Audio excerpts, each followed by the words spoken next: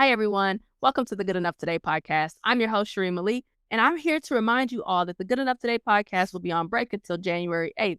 In the meantime, though, I'll be replaying former episodes that I hope will help you be intentional as you plan for next year and become the best version of yourself right now.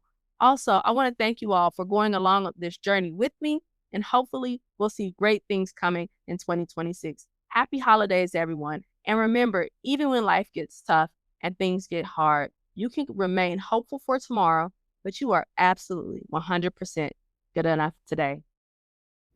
Hopeful for tomorrow, good enough today. Oh yeah, hopeful for tomorrow, good enough today. Hi, everyone. Welcome to Good Enough Today, the podcast where we share stories from real people showing up authentically in their spaces, even when life gets tough. I'm your host, Cheremma Lee, and my guest today is Mr. Mark Swiss. Mark Swiss, but I go by Mark the Bad Guy. Everybody in Houston, I go by Mark the Bad Guy. Mark the Bad Guy. All right, we're going to talk about that a little bit. For sure. So we start every episode with your PEM on a scale from 1 to 10. How are you today, physically, emotionally, mentally? Physically, I feel good, but I do know that I need getting more fitness in myself. So I would say, is this a scale of 1 to 10? You said 1 to 10. Mm-hmm. I'm going with physically a 7.5. Okay, that's pretty good. Yeah. I'm going physically 7.5. Emotionally, I'm going with a 9.5, 10. Okay. I'll go 9.5. 9.5. This is lovely. Okay. Yeah. And mentally? Mentally, I would say another 9.5. Okay, you're rolling. Yeah, I'm rolling. Things are flying right now. I'm definitely winning in a lot of parts of my life. Mm-hmm. And even a lot of my failures don't even seem like failures. They just seem like, just stepping stones to get into where I really want to go. That's awesome. And I'm glad that you brought that up, because that's really where our conversation is about, is you get those failures and how do you move forward. But first, we're gonna back it up. And the second question I ask is, what's bringing you joy right now? What's bringing me joy? I would say that what's bringing me joy is reinventing myself over and over. Mm-hmm. And my ability, like this last reinvention of myself and how I'm doing all these different activities, all these different projects, because I did come to a point where I was kind of coasting a little bit, because I was making lots of money and just kind of coasting. And then I had new people come into my life, and, it kind of re-energized me. And that's how I end up building these houses, getting to a lot of these different projects. And so, a lot of that is bringing me a lot of joy, because it's not just that I'm doing these things, but I'm seeing a lot of success, obviously, from also being around a lot of very, very highly successful people. Mm-hmm. That's awesome. One thing that I've seen as a theme is like being around successful people, but we're going to start back to when Mark was Mark back in the day, little Mark, right? Before the bad guy. Before the bad guy. How did you grow this concept of making money? How did that become a thing for you? I grew up in a foster home. So I was actually living on the streets with my mother, who grew up on a Native American reservation in Minnesota. She had some trouble up there and kind of ran and fled that situation and came to Austin and kind of raised a family here. And doing so, we kind of grew up on the streets until I was 5, and that's when I moved to the foster home. Mm-hmm. And when I was 5, and my brothers and sisters, I have 9 of them total. Mm-hmm. But, I had 3 younger and 2 older at the time. So, what was the question? I'm sorry. How did you go from being that to making money, and where did you switch? Okay, so that's sorry, I lost track. My mind just flies. No, but anyway, it's okay, because I'll correct. Yes, for sure. So I've always been a hustler for money, and I've always been good with money because I never really had money. Mm-hmm. So the money that I had, I was always wanting to hold on to it, but I also wanted to kind of make more. I would say, from cutting yards to doing anything as a child, it was out of necessity, because growing up in foster homes in a situation, we weren't given lots of Christmas presents, lots of gifts, lots of clothes, shoes. We didn't really have a lot. So obviously you have to learn to get it on your own. Right. And so, I remember remember my first official job. I mean, obviously I've done lots of jobs before then with like yard work and just working with my hands, which is what my foster parents taught us a lot, is how to work with your hands and how to be hard workers, which I do think that goes hand in hand, working with your hands and becoming a hard worker. But I remember working when I was 15 at a popcorn stand at Robert Mueller Airport. Yes. Before Austin Bergstrom, it was Robert Mueller, and I worked there at the popcorn stand at 15. Because I was legally able to work. But before then, I used to catch the bus to Robert Mueller and return the carts for a quarter. And so I would rack up, I can't even tell you how much money I would make, but I would rack up a lot because there was another older guy doing it. He would be mad at me because I was out there hustling. Yeah, I was hustling, just trying to rack up carts for quarters. And so do you recognize that that's unique? Like all of us don't grow up. For sure. I do think that, agreed. I do think that the necessity really bred a lot. And that's what on the conversation here from Houston, where I was talking about, being uncomfortable or being comfortable with being uncomfortable. And a lot of that, like I try to encourage everyone. Like my goal is to really help people have the faith in themselves that they can survive without someone else paying them. And so that's one of my biggest goals in life, is to really help people just really have that confidence in themselves to make themselves dangerous to the world. So, and I don't mean that in a bad way. It's actually in a good way. But I do think that just circumstance and really plays a big part in a lot of that drive. Okay. And so I'm trying to understand your mindset, and I'm being selfish here. Okay. Yeah, go ahead. Mindset around money, because it's something that conceptually I don't really get, right? I don't get the first off, I get making businesses and trying to get money, right? Yep. But you, I believe, have an innate ability to look at something and be like, this is how it makes money, monetize it, and then actually make the money from it. For sure. So can you kind of walk, I need you to remedial level this thing, right? For someone. So we want to talk about this from a kid to getting there, or we're talking about it from here and from this standpoint? Well, so let's talk about it for if we are a person who is struggling right now. Struggling right now. So let's say I am a 20-year-old and I'm struggling right now. Yep. And I don't really know my direction. But I know I have some skills. I have this. And then we're going to talk about, your story of how did you traverse them? Because you went to college, you did different things, and you ended up here. But if you were a 20-year-old and trying to figure it out, and you said you need to be able to make money for yourself. Correct. How would someone who has no direction, no understanding, what would they start? Okay, so where they would start is actually looking for direction. I think that in my assessment of the world, the biggest problem a lot of people have is they don't have direction and or they're not seeking direction. It's almost like Drake said, and I was trying to get it on my own. That's what everyone is embedded in all of our mentality, is just kind of do it on our own. And it wasn't until later in life that I realized the importance of finding direction and having mentorship.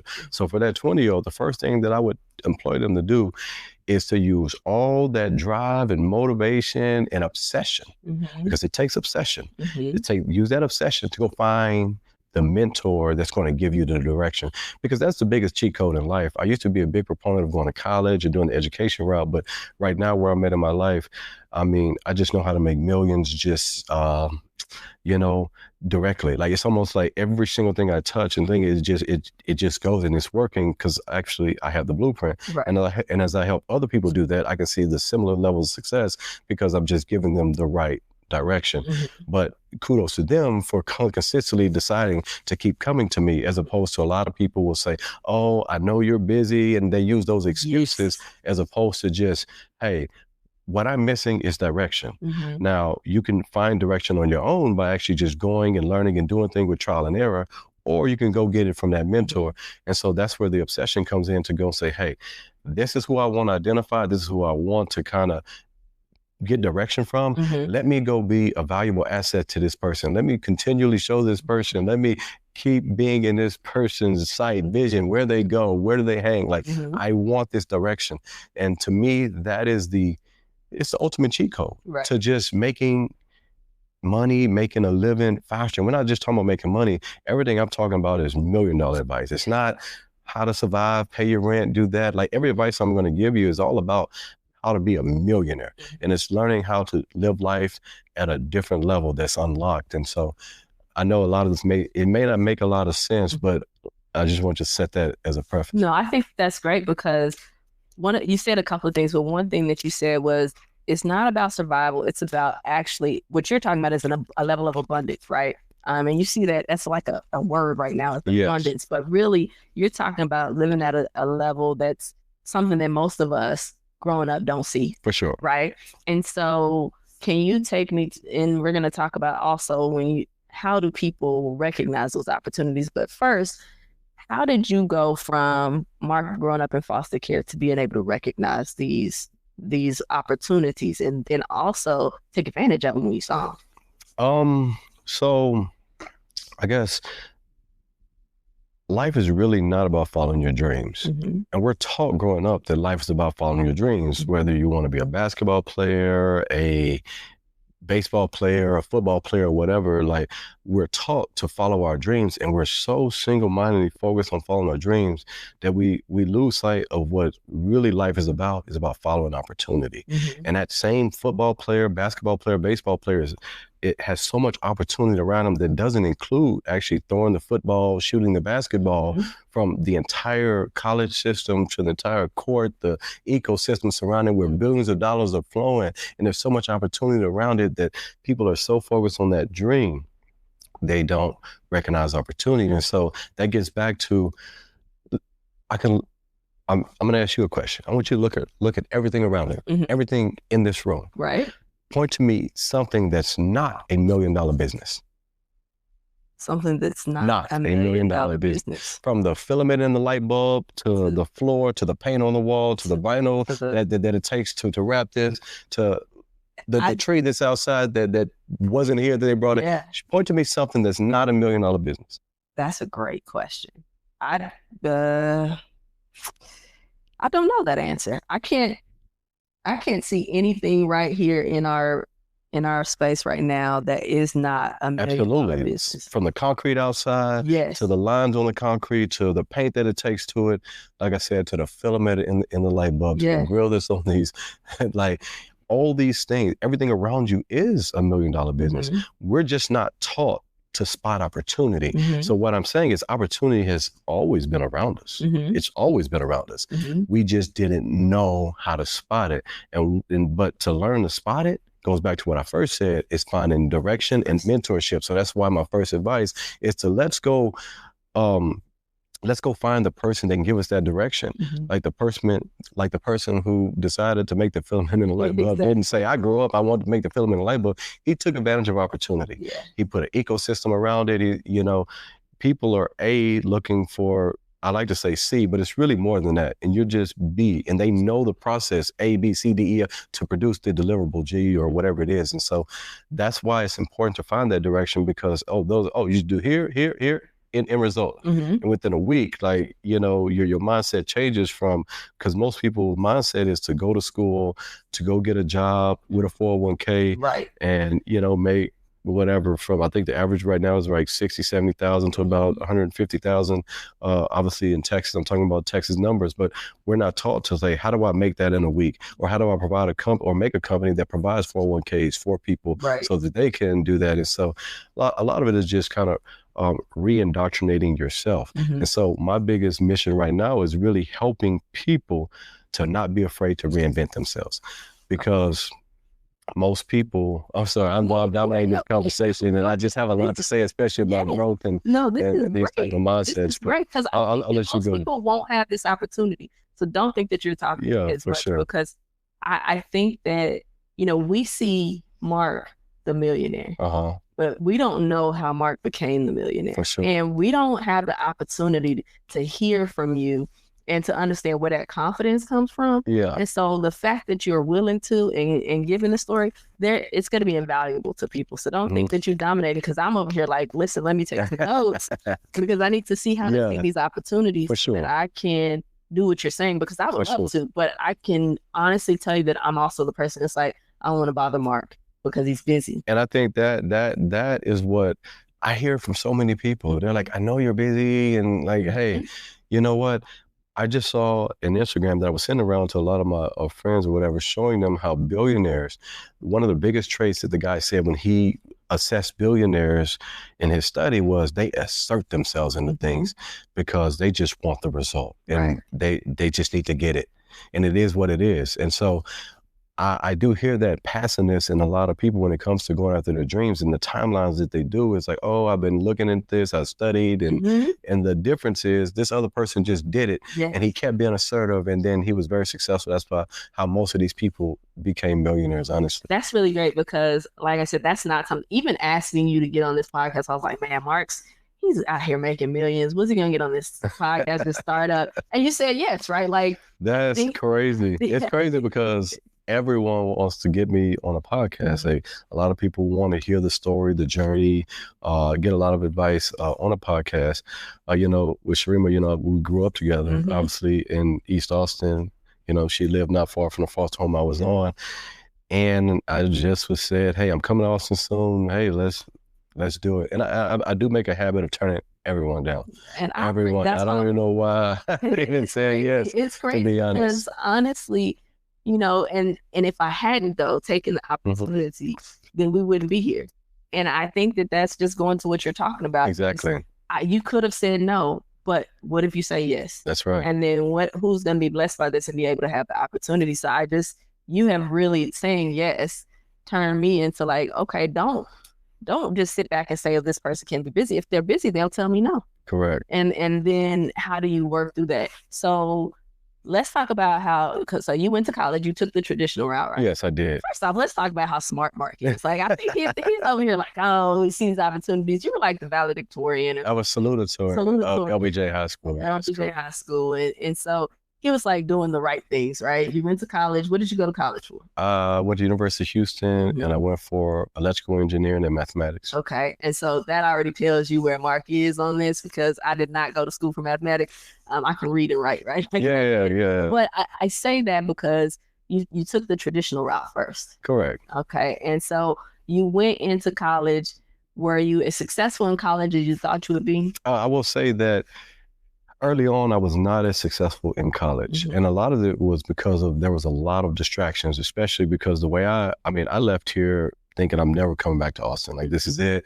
I packed up my car because I saved up money in high school, and I bought multiple cars. You know, obviously they were $1,000, $1,500, just kind of beater type of cars. But I packed my car and I was like, I'm going to Houston. I'm just finding a new life. And so there, I was always smart, and I did good at math and other subjects I wasn't as interested in, like the geology and stuff like that. But there came a point in my life where it was a lady, her name was Miss Robbie Evans. And so she had a program for people like me, right, who for disadvantaged people. And it was a program in the college at the University of Houston called Urban Experience. And so with that program, she gave housing, books, meals, and a lot of things, because it was a point of my college career where I actually couldn't afford to go to college, and all my scholarship, everything was, and I still could not afford it. And so I took out every loan, everything, and I still wasn't going to be able to do it. And so I would say the year before, I just slept out of my car and I just couch surfed. So sometimes I had to sleep in my car. Sometimes I just couch surfed on different people's couches and whatever. And then I would say the next year, she, knowing my story and everything with the Urban Experience program that I don't think is there anymore, which I hate because it really helped someone like me. But anyway, she took me into the program where she took my books, she took over my housing and stuff like that. But anyway, I would say I was about a year into the program, in which I remember she pulling me to the side, because obviously you have to do a lot to help back and, get back to the university and different things. And I remember one time she pulled me into the room and she said, Mark, the people that have the dot on their head, the Indian students, they're all like the 4.0 students. They all have high GPAs, but they're always the teacher's assistants and all that in the college system. She said, why do you think that they make better grades than you? Like, they're not smarter than you. Obviously, you can see your grades. You can see that you're very smart where you want to where you want to apply yourself. Why do you think that they're getting better grades than you? And why do you think that it seems like that they're smarter than you? Because obviously, in deep down inside, you kind of think that because they are getting these 4.0 grades. They know the solution to these problems like it's nothing. But anyway, she said, a lot of these people come through my program. Most of their families raise just enough money so they can get here. And I picked some up at the airport where they didn't even have barely any shoes on their feet. Oh, wow. And so, to be honest, Mark, they got nothing to go back to. So what's the difference between their situation Mm-hmm. and your situation. When I caught that epiphany, Mm-hmm. I went to literally pretty much a 4.0. Oh, Like, okay. I mean, it just took a shift in mindset, the same ability, same everything. But I knew that inherently I had nothing to go back to. Mm-hmm.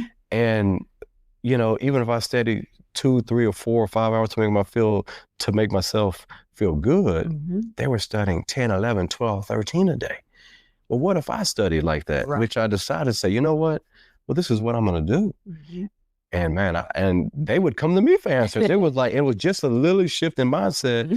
And, you know, my college career really just kind of skyrocketed from that point, from every aspect of it. Mm-hmm. And so, yeah. Oh, okay. So once you graduated from college. I did. I graduated from And college. then what was your dream job after college? Did you go do that, or what did you do?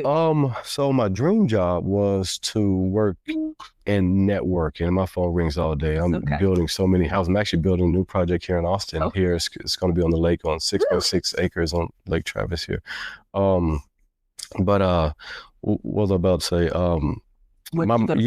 So my dream was doing network communication. Mm-hmm. And so obviously being in tech, and obviously I graduated college in 2007. And so, you know, obviously being in tech and working for Cisco, which was the human network, not the food company Cisco, but doing things like that. And so then I looked at the price of living in California, and I just, obviously I knew deep down inside that I was going to be an entrepreneur. Mm-hmm. Like in Austin, there was this program called the YEI program. Yep.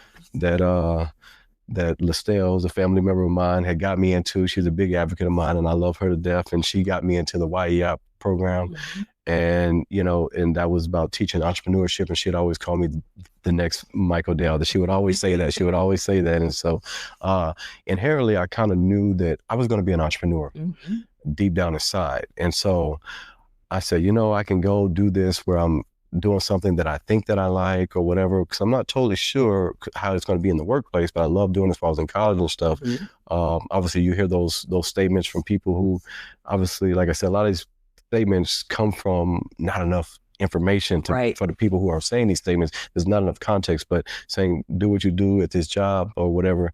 But I don't believe that to be true at this point in time in my life. That's why I'm saying that. But I ended up working oil and gas because it was they just paid more money. Right. And I remember, you know, it was like, I think Cisco was paying right around the same price, but the cost of living, and I think out of college, I think I was at 75-ish, I think 73,000 a year at the time, starting off as a starting salary, which was obviously engineering was the highest starting salary of all bachelor's degrees. But I chose to stay in Houston and just get the money because I knew it wasn't going to, I was like, hey, oil and gas, we can figure this out. And I'll be working on my business the whole time until I get my exit plan. So that's kind of was my strategy. So did you create an exit plan and then actually execute that plan, or did you see an opportunity and you just went for it? No. Actually, this is like, I'm years in, and actually what happened was there was a guy who worked as a electrical engineer as well, and he had a going away party. So he had a going away event, and at the time he was making $30,000 a month. And I remember we would talk about doing this internet stuff because I was doing websites at the time, but he was doing the entire internet marketing ecosystem. He was doing more of the ecosystem, and so I didn't really understand at the time, but I knew that he knew things that I didn't know. I knew he wasn't smarter than me. I knew he was a smart guy because he was an engineer, but I knew he wasn't inherently just smarter than me where he has knowledge that I don't have.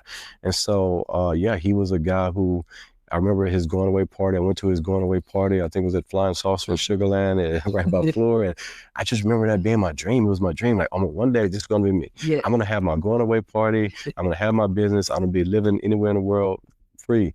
And so, you know, I kept, you know, attaching myself onto that guy and kind of asking that guy to be my mentor, right? Anything he invited me to, I would always just kind of show up and whatever, because I recognized him as somebody who can help me. He knew things that I didn't know. And what I wanted to do was to know those things. Yes. And so, and so I would say it was about 9 months later, he had called me on my desk phone at Florida. He knew the extensions, how it worked. He called me on my desk phone. I think it was like 9 a.m. And, you know, he said, hey, I got a business opportunity for you. Are you free today? And I think a lot of that stemmed from, because I mean, I would post on social media because I was doing a lot for foster children at the time. And I think a lot of that also stemmed from him watching what I was doing with a lot of foster children. I was part of the Friends of the Depelchin organization, which is one of the largest independent foster children organization in the United States or whatever. And I was on the board of the Friends of the Depelchin organization, where we did a lot raising money for foster children, as a lot of young professionals. But anyway, he hit my phone and he said, "Hey, are you free today?" And I'm like, "I'm free right now. It's 9 a.m. I got a whole day at work." He's like, no, just come out to work. Just come or whatever. Come out to work. Anyway, we end up meeting at McCormick and Schmidt in Uptown Park in Houston. And man, it was so cliche because he wrote on a napkin. It was so funny because he wrote on a napkin this strategy that we were going to do. And I was like, wow, I've seen that before. Like, it's like, and wow, and this is really it, and this is how you're making it this time. He's like, "How much money do you think I'm making?" He showed me he was making like $100,000 a week. What? And I'm like, "Oh, I'm in." And then he showed me the strategy on the napkin. I'm like, it was so cliche because it's on the napkin. He wrote it on the mark on the napkin. And yeah, that napkin was a blueprint to really just skyrocket everything from there. Everything. And the money I made from I cashed my first $10,000 check. I literally worked a few hours. I would say probably 2 hours tops. And I cashed a $10,000 check, I would say, in no time. But it taught me a very valuable lesson in life, that life is too short to struggle through life to figure it out on your own. The key is to get the answer from the people who have the answers, like mentorship, which is why I go back to the first thing I told you is direction, and finding direction is. How do you have that confidence though, Mark? Like, how do you have the confidence? How do I approach Mark, the bad guy, and be like, "Mark, help me figure this out"? Because again, I'm coming from East Austin, right? I'm seeing you as, and I think that's sort of in our mindset, right? You grow up and you see people, you're like, "Well, I don't want to bother you, but can you help me?" And then you have that kind of pride. I don't want to really beg. So how do you have the confidence to set your ego aside and say, "I'm trying to do this, and if you tell me no, I'm going to ask the next person"? How do you find that confidence? Like I said, to me, that gets back to the obsession. It's like when a woman is obsessed with finding something on a man, and she usually after a while finds it out because she's obsessed. Well, that's an unhealthy obsession, or maybe a healthy obsession if it helps them in their relationship and moving on. But there are healthy obsessions. Like Kobe Bryant had healthy obsessions that I would say were healthy obsessions, the way that he obsessed over it. And so to me, that's where it starts, identifying that this is what I need, and now I'm obsessed to get it. Okay. And I guarantee you, I'm going to find somebody that can help me with any of these things. There are people that are doing it, and that are millionaires that are doing it. I'm going to go find them. I'm going to go where they are. I'm going to hang. I'm going to the restaurant, the bar, the meetups, the LinkedIn groups, the Facebook, I don't care what it is. Reddit channels, YouTube community, it don't matter. I'm going to find them. Okay, so this is what I've heard from other people who have been successful in the world you had, is that you can write out the blueprint for everybody, but there be a very small percentage of people who will actually follow the blueprint and then be successful. Have you seen, like, what are those people who are following the blueprint? What do they have, and what do you see with them? What I see with them is they are taking nothing that they brought from the past in with them. And I think that's one of the biggest problems that people have, is they say, "Hey, I've worked at Shell, Chevron, Apple, whatever," and they're bringing all this in, where with this new, what we're teaching you, that's why most millionaires, to really teach people, they teach mindset and retraining the mindset first, because the mindset is the first thing holding everybody back, from the comfort level to all of that, where the people who follow the blueprint are the people who are going to just do it blindly. Say, "You know what? This is the blueprint. Let me follow it." Where the other person is going to say, "Oh, but let me do this, and I know this. Let me add this, and I know this." And the problem with that is that, well, guess what? You don't know that, because that what you learn from the corporate structure, from the college system, from the high school systems, from just the education system in general, it was going to bottleneck you at this point, where this advice was not going to bottleneck you. And so they get to their bottleneck because they are bringing in things where I tell people, you need to take what you think that you know and all that, and throw that to East Austin. I got you. And like in Houston, I say, put it on 610 because you have to really start over and learn almost as a baby will learn. Yeah. You got to really relearn the English language and really redo that indoctrination that was done to you. Now, you mentioned a couple of times about your mindset and having to change your mindset. Have you always been open to mindset changes to kind of make yourself better so that you can get what you want? No, obviously that comes from continually putting yourself around different people and giving yourself different experiences to allow yourself to grow. And once you start to allow yourself to grow, that's when all these things start to change for you. All these mindset shifts, all these things. So obviously when you grow up in a community and you're like, oh, well, everything is kind of closed off and you like kind of shun everything out because you're living in a bubble. But then as you get introduced to more people and you bring those people in to that bubble and it grows that bubble until after a while, you realize that, hey, I don't want this bubble anymore. I want to accept other points of view. And if I'm wrong, good. I'm ready to change instantly. And that's another conversation I had on the way here on the drive. I was with some people I had on the phone was how quickly what I realized a lot of millionaires and billionaires, when they get new information that is better and they know it's better, they change instantly. They don't have to say, let me read. No, they're ready to change overnight and things are different overnight. It doesn't take an act of Congress or like turning a battleship to get things to change. They want to change and they're going to get it now. So you got to move at a faster pace. 100%. That is one of the biggest factors for success is to move at a much more accelerated pace. Like, have so many stories because I push people. I'm like, look, what you think takes 6 months, we can do that by this weekend or in 24 hours. And I remember recently, it was a woman who has a book coming out and she was telling me how, hey, we're doing this. I'm gonna have it done in 4 months. I said, if you're serious about this, you would have this done in 2 weeks. And she was upset. Like, Mark, you don't understand. I say, with the availability of AI and all these tools, and you're telling me this is what you want to do, you will have this done in 2 weeks. Otherwise, you're just playing. You just want to sound good. You want to just, you want to play the part, not actually be the part. You want to look the part instead of being the part. So she took that advice. And I remember, I would say it was about 2 or 3 weeks later, she was upset at my advice.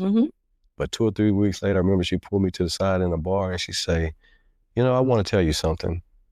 You really kind of hurt my feelings when you said that, but I finished the book and I did it because of you. And I'm glad that you pushed me to do it.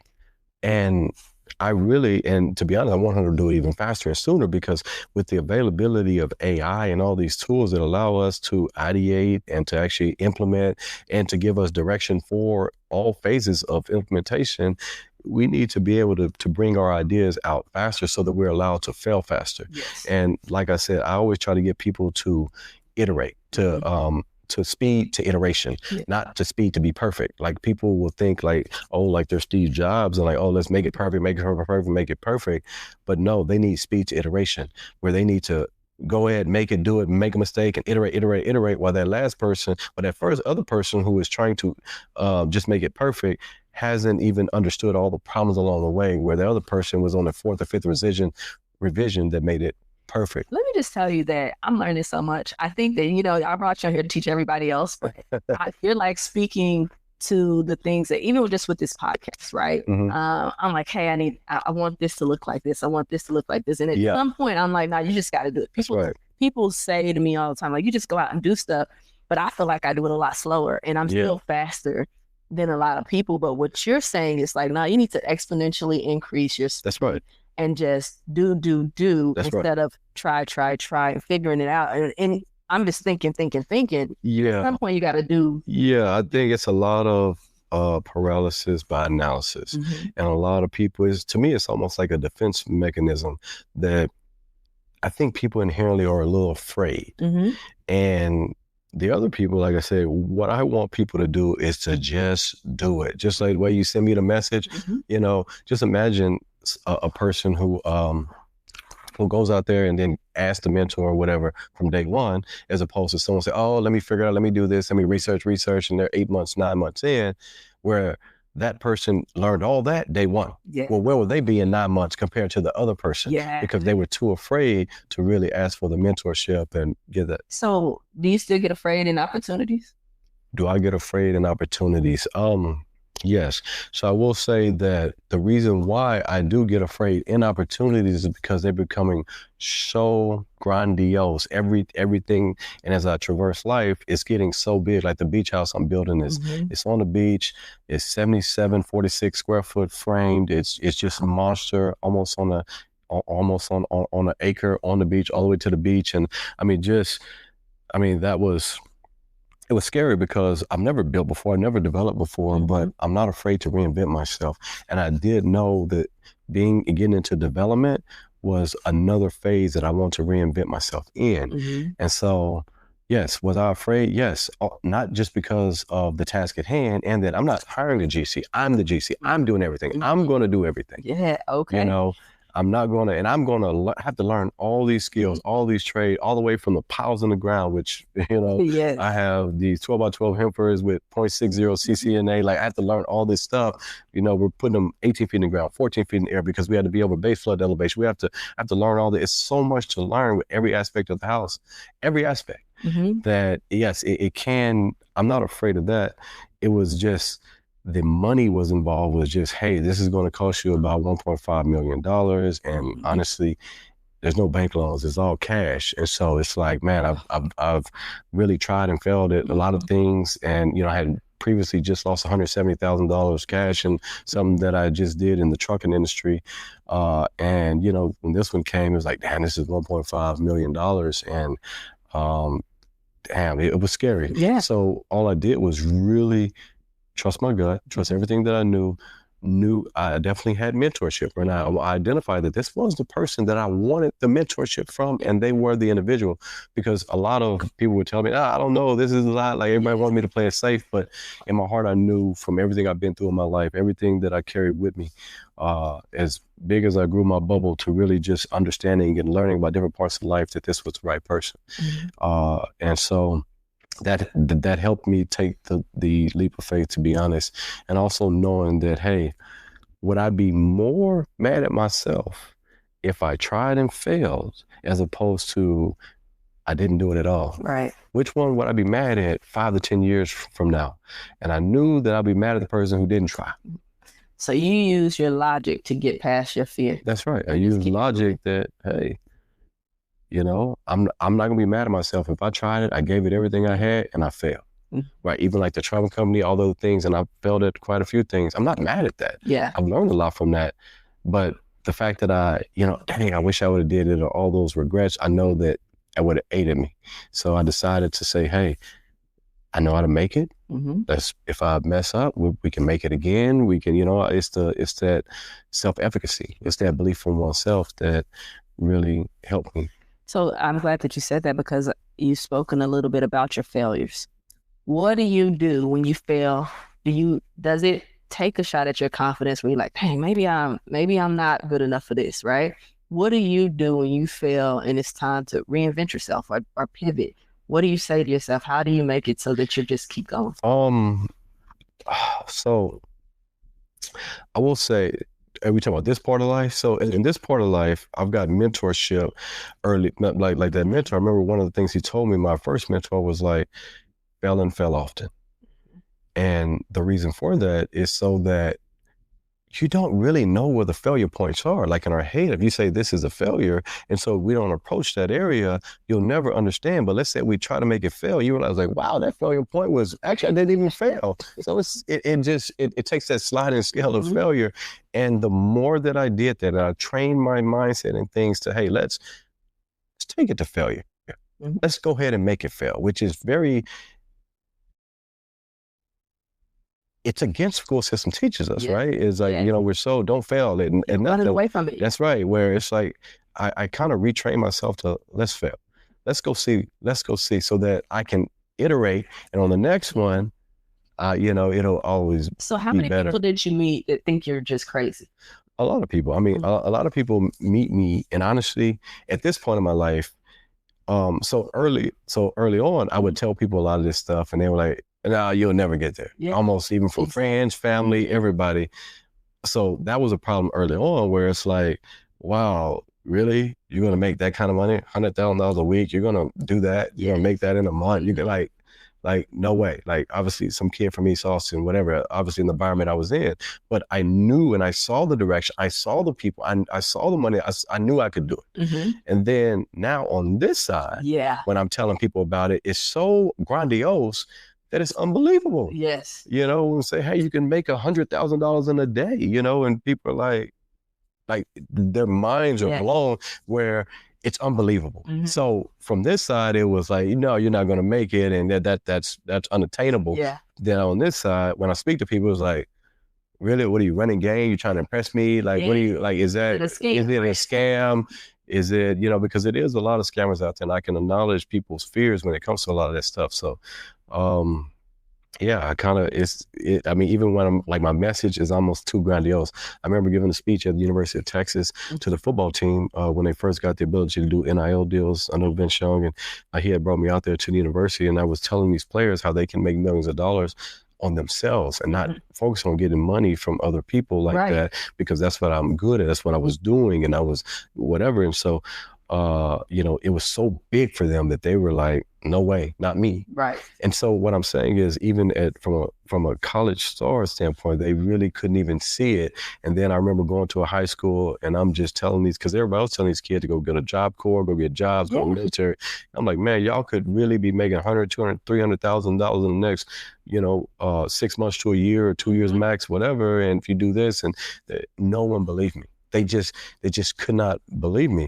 And I'm showing them the numbers. I'm showing them like, hey, look at what we're doing, and kind of giving them game. And it was just so grandiose. So like I said, there's two opposite sides of that. To that. So when you talk to people, how many people actually listen?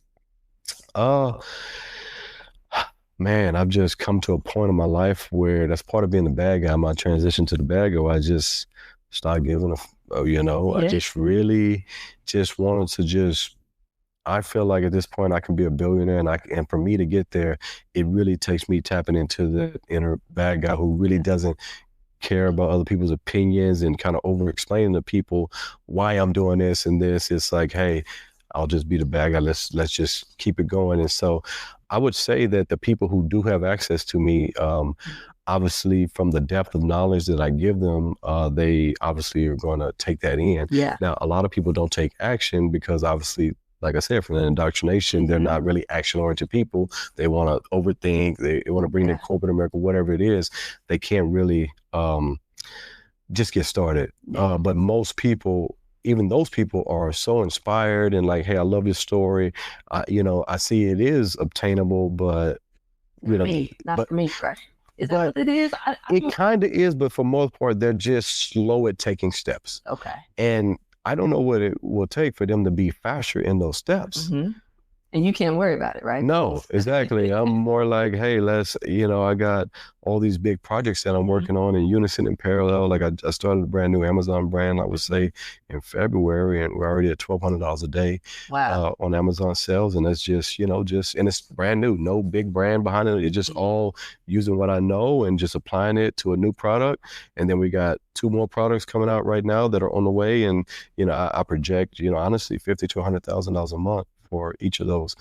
That's crazy to me. Like that's crazy to me. You know what I mean? And I think that and when I say it's crazy, I know that it's true, right? When I say it's crazy, I'm like, I'm believing you, right? And I'm like, okay, well, maybe it's because your energy is in the room, right? And I'm like, nah, what he's talking about is real life. And even for a person like me who will move, right? Who will say, hey, this is it. Yeah. It's like, that dream is big, right? And so I wonder, because you can't bring everybody along with you, right? For sure. And so you've got family, you've got friends who see this. That's right. Why aren't they just following you, Mark? That's a good question. Honestly, that is a good question. That's something that I don't have the answer to. So I can't speak on any one of their behalf.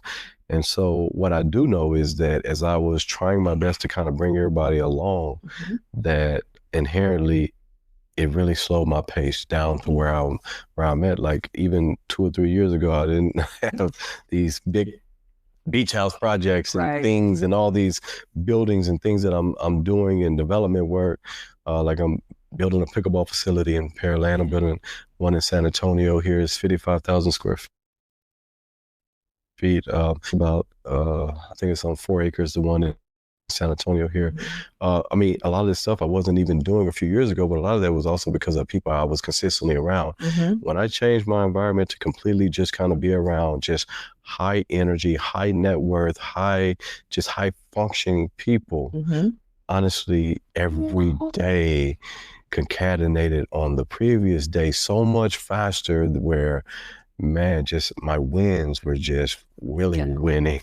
And yeah, I'm definitely winning right now. Yes. Your mental. Yes. And so it's so interesting because it kind of brings into the law of attraction and things like that. And not being able to take everyone with you.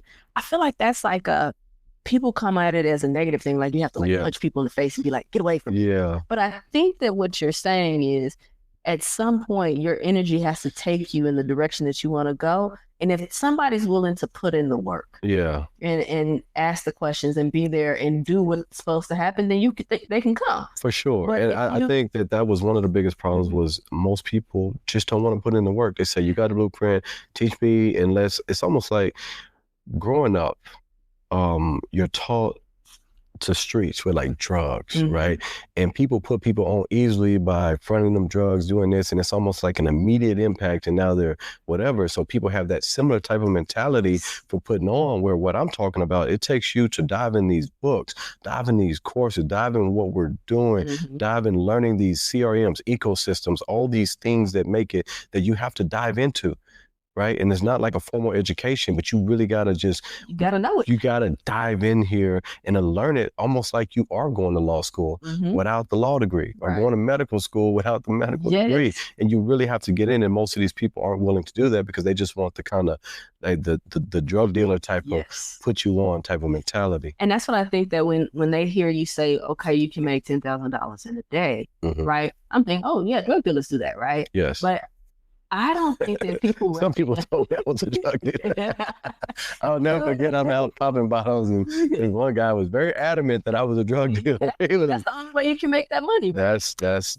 I wonder, like, because we discount the hard work, right? Like, I think that if you say, Cheremma, you can go and I can teach you how to make $10,000 a day, but it's going to take you 5 hours a day for 10 days and then 3 hours a day for this long, right? If people hear that, then it starts with that $10,000 doesn't sound that great anymore. Now you're also talking 5 hours a day. I'm talking about 15 hours. I'm talking about, I do this consistently. I'm up 11, 12, 1, talking to China. I'm tired throughout my entire day. And I'm talking to China, which I'm getting a lot of my supplies there because it's actually almost 1/10 the cost. And, you know, obviously with the logistics and everything, but yeah, 5 hours, that ain't enough. Yeah. If you really want to get to what I'm talking about, it takes more than that. Almost like what Kobe said. He talked about how he would start earlier in practice from like 4 or 5 times a day for 2-hour sessions. That's 8 to 10 hours a day for him to learn his craft, where, like he said, in 6 months, I'm 4 or 5 years ahead of you. Yes. When you're only doing 2 hours a day. So in 6 months, I'm 4 or 5 years ahead of you. No matter what you do, you can't catch up. And it's that same mentality that we're putting into everything that we're doing. And I think the work ethic, and I feel like there's this idea that it has to feel good, right? That it's going to feel good to me to do it. And that if it doesn't feel good, I don't want to do it. But I don't know a person that I've come across that is making money who just feels good about it all the time. People want to say that, oh, it is dedication and motivation. I think it's just a commitment to being consistent. I'm going to get up. I'm going to do this because this is what needs to happen. How do you can you teach that to someone? Especially I'm talking about is more like young people, but even to a person who feels like there's no hope. Is there hey, be consistent and see what happens? Consistency is not enough. And I think that a lot of these things get overdone, saying in a simplistic form, and it's not enough context. Like I said, a lot of these advice people give them, like be humble and all that, there's not enough context there because that's not true. Being humble will not get you there. I don't care who's telling you that. Being humble will not get you there. It is what it is. And like, who's telling that advice? But consistency is a part of the equation, Okay. right? But you have to have a why. Why am I staying up late? Why am I waking up early? Almost like a woman who has cancer and has to go vegan, right? There's a why there. She wants to live so she can see her grandchildren or her daughter or whatever. She has a why where she's going to be vegan, where I won't last a day or two. Yes. Right? Because she has a why. And that why is a big difference to, you can be as consistent as you want, but also if you don't have the right direction, it doesn't matter. Yeah, that's true. Right?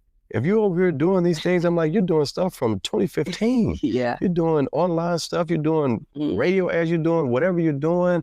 You're talking about SEO from 2020. Like, man, what? We're leveraging real AI tools to really recursively do this. Actually talk to the Google bots, right? We're doing rich snippet data. We're using JSONs. We're doing things that all this you don't even see. Yeah.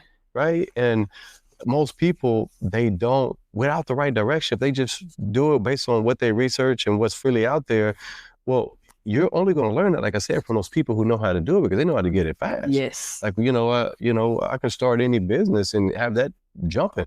Actually, I did a podcast myself and by marketing it, and we got to top 60 in the world. Literally in like I would say, it was a podcast ranker. They said, hey, you reached top 60. Number 1 in personal journals, number 5 here, whatever in the world. I was like, wow. Right. It was crazy, but it's because I just used the same blueprint.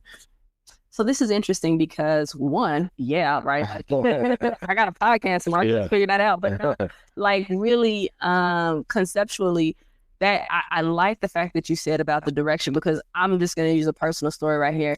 I'm trying to do this podcast, trying to learn how to produce it and do some different stuff with the video. I have no idea what I'm doing. I can watch YouTube videos and it can take me 52 minutes to try to sift through that video. And I might have gotten like a smidget of the answer that I need. Yeah. Right. And so I've spent an hour and it's not even what's going to get me to it. So now I have to spend 10 hours. That's right. And I'm being consistent. That's right. Right. And I'm working toward it. But then I could just go find the person and say, hey, can you tell me how to do this real quick? That's right. And you just give me the blueprint. I'm willing to do the work, but I need the blueprint. That's right. And it could take me them 10 minutes to show me what I've just spent 10 hours to do. That's right, which is why consistency is not enough. And I think that that's really an important point. I actually hadn't thought about it that way, except that I was really just doing that YouTube thing. And I was like, I got to go find somebody because it's wasting my time and I'm not getting what I need out of it. Because you don't have the right direction. Yes. I mean, my YouTube channel has lots and lots of views. Like one of my channels, we have over 3-point-something million followers, and where we reach millions and millions of people weekly. And a lot of that, my work process is so smooth that it's like bam, bam, bam, bam, everything. Because I mean, obviously, I have a work process that is just so fluid and fast that it doesn't take a lot of time to be honest. No, I think that's awesome. I'm going to be respectful of your time, so I'm going to ask you a couple more questions. All right. What's the most lucrative thing for you right now? I would say the marketing stuff, because it just dings, and the Shopify stuff just comes in on autopilot. It's hard because I'm just making so much money in different ways, where this one I may have a valuation, that one I don't have a valuation, because once you get real high level mentorship, you're not just looking at profit, sales, you're looking at the valuation of the company, right? Which is almost like a 10x multiplier on your revenue. Yes. And so once you understand that, you can, you're making different type of decisions, right? Even if you're just breaking even, but the valuation, what you sell it off at, is just different. So it's hard to really pinpoint a lot of that. But I will say that definitely this development that I'm doing, building properties from the ground up, is very profitable. Obviously, I think I'm going to be about 1.5 million in on my beach house, where I think really around 1.35 to 1.4, but it'll be worth $3.5 to $4 million. And this is almost like an 8-month process or whatever. And so just seeing so many opportunities and taking advantage of that and doing these in parallel and leveraging against it, and using, to me, it seems to be the most lucrative thing. And well, actually, I have two questions. We didn't talk about Mark the bad guy. Okay, go ahead. So what does Mark the bad guy mean? Because I don't feel like you're a bad guy, right? Well, when you say Mark the bad guy, what's that mean? Let me see. So I just remember in corporate America when I had a clean cut. I was always clean cut. I was always kind of that guy who always was clean cut. I always made sure I had a lineup, a fade, all the above. And I remember a guy told me, "Hey, Mark, why don't you get a mohawk?" And I was like, how many Supreme Court justices, how many, judges, how many lawyers, doctors, that's not a professional cut. And it's not a professional way of, handling yourself. And I remember just hearing myself say this, and I'm like, really, is this really me, or is this a representative of myself that I want the world to see, so that they can say that I'm good and I'm complying with the world? And I remember it was all these epiphanies that came where eventually I realized that on planet Earth, I came to the absolute conclusion on planet Earth that good guys finish last. And it is what it is, almost like good girls finish last. And Eleanor Roosevelt, she has a famous quote that says, "Well-behaved women seldom make history." And a lot of for women even to wear a lot of things that wear today, women had to be chastised because women had to wear things past their ankle, and obviously the bad women, the bad girls, had to take the slack throughout history. And so what I can say is, for me to get to where I needed to go, I knew that I had to not just conform to what the world wanted me to conform to. So it bred being Mark the bad guy. I hear you. And the bad guy just stopped giving about over explaining things. Just like, oh, well, no, this is why I'm doing this, why we need to do it this way. And people don't know. They're like, you know what? I don't have time for that. I'm just the bad guy. Let's keep mushing. For like a person who needs to make a decision and their mom don't agree, their sister, their family, whatever don't agree, and they know that, hey, just go, It's almost like, Steve Jobs, he has a quote with Apple. They did a promotional experience, I think in the 80s, where they talked about thinking different. And they had a whole commercial about rebels, the troublemakers, the round pegs in a square hole, the ones who see things differently. They're not fond of rules, and they have no respect for the status quo. You can quote them, glorify, or vilify them, but what you can't do is ignore them, because they change things. They push the human race forward. And to me, I needed to tap into that version of myself.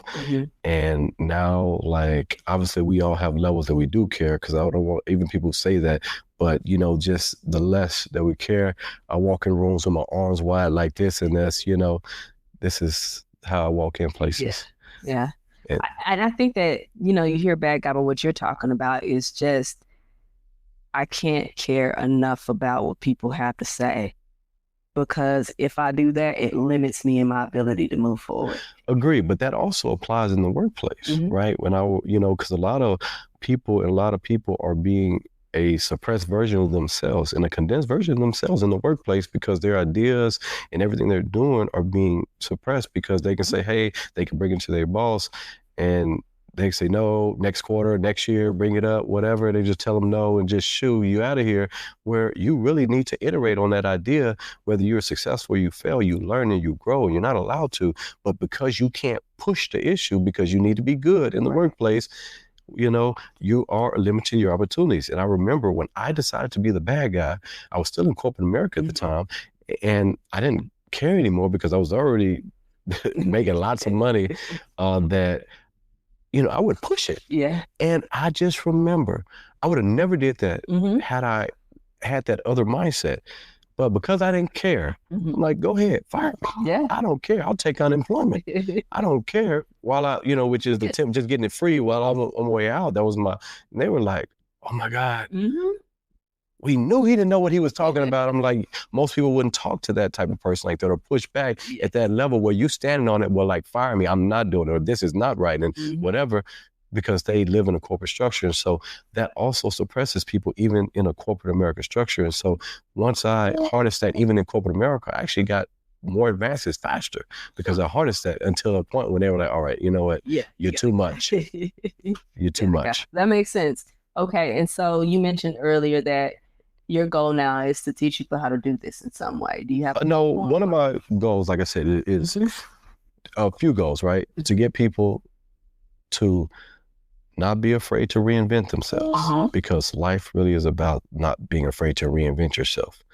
Almost like a rapper from the 2000s who had the same flow, same everything, but they're too afraid to reinvent themselves that they're just hanging on to that same flow they've been doing and they're just surviving. And I got that from Andre 3000. I watched something from him and it really encapsulated. I was like, wow, that's how he explained it. And I was like, you know what, that is exactly what I'm trying to portray onto people. And then also helping people have the faith in themselves that they can survive without someone else paying them. So those are kind of two things that. And how are you doing that? Well, number one is leading by example, right? And showing how what I'm doing, but also being transparent, right? As I'm posting these things, I'm making a lot of content, a lot of videos, and all of it. I don't have anything, no paid course, no nothing, no anything like that. It's all just, it's all free game. It's all free game because it's enough. Like I said, everything around you is $1 billion business, from those trash bags to the trash can. Don't matter. Everything you see, it's enough for everybody as long as they're willing to really accept it. So, yeah, a lot of it is actually showing the progress, also not being humble, like, hey, we're doing this. Like I said, look, we just got a new Amazon store, $1,000 a day. Right now, we're working to get to 5,000 a day and maybe 10 to 15 by the end of the year. And, you know, I'm like, hey, I'm showing people, hey, well, some people might say you're bragging, but hey, there's going to be a lot of people who say, you know what? Wow, I saw him when he started from the beginning. So my phone, I have so much stuff going on always. Pre-book launch, let me just do that. But anyway, yeah, so. All right, so last question. This is always the last question. Well, actually, there are two questions. One, what does good enough mean to you right now? What does good enough mean? Can you explain that further? So we're good enough today, right? Where this is right now, what I am is going to be good enough for me to propel this forward. It's not comparing me to yesterday or tomorrow. Right now, what I got, if I got 30%, I'm giving 100% of 30%, right? And that's going to be what I have, and that's going to still push me forward. So for you, and that can look different for a lot of different people. Yes. So what is good enough for you? I mean, good enough for me is just knowing yourself. Like you said, everyone has a scale of what good enough is, and everybody has different physical abilities, mental abilities, and it's really knowing yourself, saying, hey, if you know I could do more, if I know I'm not maximizing myself, then obviously, you know, what you did was not good enough. And that's all just an internal thing. But when you can feel satisfied and say, man, I really work more toward my capacity as a human being, then to me, that's good enough. It obviously is a sliding scale for everybody from ages, size, man, woman, whatever. But yeah, to me, it's really understanding yourself in that way. That's awesome. I hate the fact that I say that's awesome all the time, but so it irritates me. But it's one of those things. Last question: what would you say to the person, young, old, whatever, that wants to make a change and they need the advice, and you got a few seconds to tell them? What's the one thing that you would tell that person that would change their life? The one thing that I would tell that person to change their life, let me think on this for a second. Man, there's so many different ways to change your life. One obviously is, could you say one thing to change your life? It's hard because there's so many different ways to do it, and they all mean something to the bigger, greater scale. A couple. I'm trying to think here. Well, obviously AI is such a big tool, and we're leveraging AI in so many different ways to produce deliverables. The one thing though, I mean, obviously that's a thing that we can do, and there's so many other things, like we can put a CRM system together. We can put just a lot of things to whatever. We can find things cheaper by going to China and other places, going directly to the manufacturer, learning that process, learning imports, customs. So like I said, that there's so many different things, and I know those all make money. But the one thing I guess would be just a shift in mindset, and that's to believe in yourself, that, hey, I can do this. I don't have to just be pigeonholed into I was a teacher. I grew up, from school system, I allowed myself, and I got all my education training to just be a teacher or a nurse or wherever you're at in life. It don't matter. I work at FedEx, Apple. It don't matter. Just to not be afraid to say, hey, let's do something different.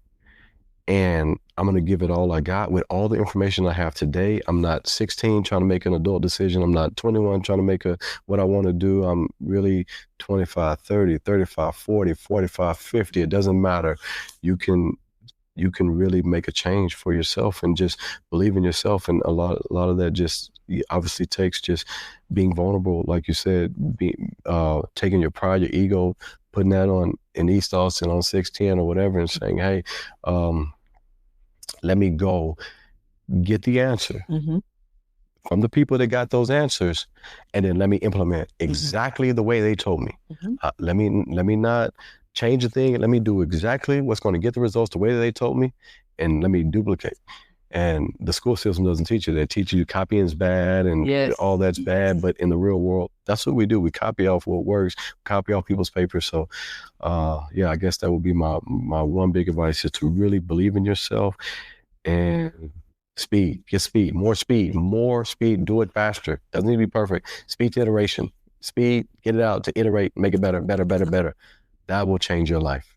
I think that I was going to say is awesome. I just said I don't like to say that, but I thank you. Like, I really am, not only for just showing up, right? You didn't have to, but the things that you're saying, somebody's going to hear this and it's really going to change their life. I think my life will be changed just from sitting down with you and understanding that it doesn't take perfection, right? It takes just moving forward and doing it at a speed so that you can fail. I always say that I'm not afraid of failure, but once I get close, I'm like, well, that feels a little uncomfortable right now. And so thank you for just putting this message out there. We are kids from East Austin. That's right.